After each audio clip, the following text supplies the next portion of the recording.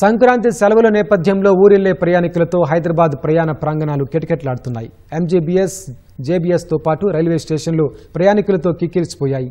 ప్రధానంగా ఏపీకి వెళ్లే రోడ్లపై రద్దీ కనిపిస్తుండగా సంక్రాంతి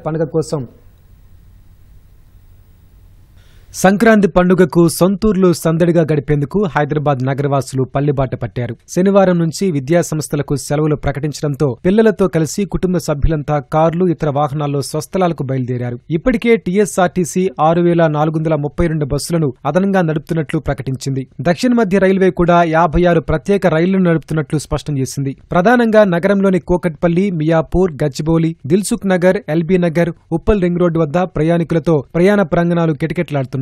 జేబీఎస్, ఎంజీబీఎస్ లోనూ రద్దీ పెరిగింది. విజయవాడ హైవేపై అధికంగా రద్దీ ఉంటున్న క్రమంలో రాచకొండ కమిషనరేట్ పరిధిలోని పోలీసులు ట్రాఫిక్ పోలీసులతో కలిసి ట్రాఫిక్ క్రమబద్దీకరణ చేస్తున్నారు. ఎలాంటి అవాంఛనీయ ఘటనలు జరగకుండా జాగ్రత్తలు తీసుకుంటున్నారు. ఆంధ్రప్రదేశ్ ప్రభుత్వం కూడా ప్రత్యేక సర్వీసులను హైదరాబాద్కు పంపి ఎల్బీనగర్ నుంచి ఆంధ్రప్రదేశ్లోని పలు ప్రాంతాలకు సర్వీసులు నడుపుతోంది. పండుగ పూట ధరలు పెంచారని కొంతమంది జనం చెబుతున్నారు.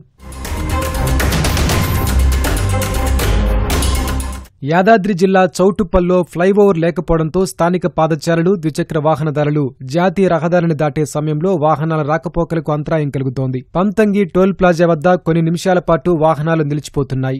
ఈ టోల్ ప్లాజా వద్ద విజయవాడ వైపు సాధారణంగా 8 టోల్ బూత్లు తెరిచి ఉంటాయి. రద్దీని దృష్టిలో పెట్టుకుని అదనంగా మరో 2 తెరిచి ఉంచారు. ఒక్కో వాహనం క్షణాల వ్యవధిలోనే టోల్ బూత్ దాటి వెళ్లే విధంగా ఏర్పాటు చేశారు. జగిత్యాల పాత బస్టాండ్లో ప్రయాణికులు ఆందోళనకు దిగారు. అదనపు బస్సు వెయ్యాలంటూ నిరసన వ్యక్తం చేశారు. జగిత్యాల నుంచి కడెం వెళ్లాల్సిన ఆర్టీసీ బస్సులో 132 మంది ఎక్కగా మరో 40 మంది బస్సులో స్థలం లేక కిందనే ఉండిపోయారు. చివరి బస్సు కావటంతో ఎలా వెళ్లాలి అంటూ ఆర్టీసీ అధికారులపై ప్రయాణికులు మండిపడ్డారు. డిపో మేనేజర్ మరో బస్సు వేయడంతో ఆందోళన విరమించారు. రోజువారీ నడిచే బస్సులు సంక్రాంతి కోసం ఇతర ప్రాంతాలకు వెళ్లడంతో సమస్య నెలకొంది.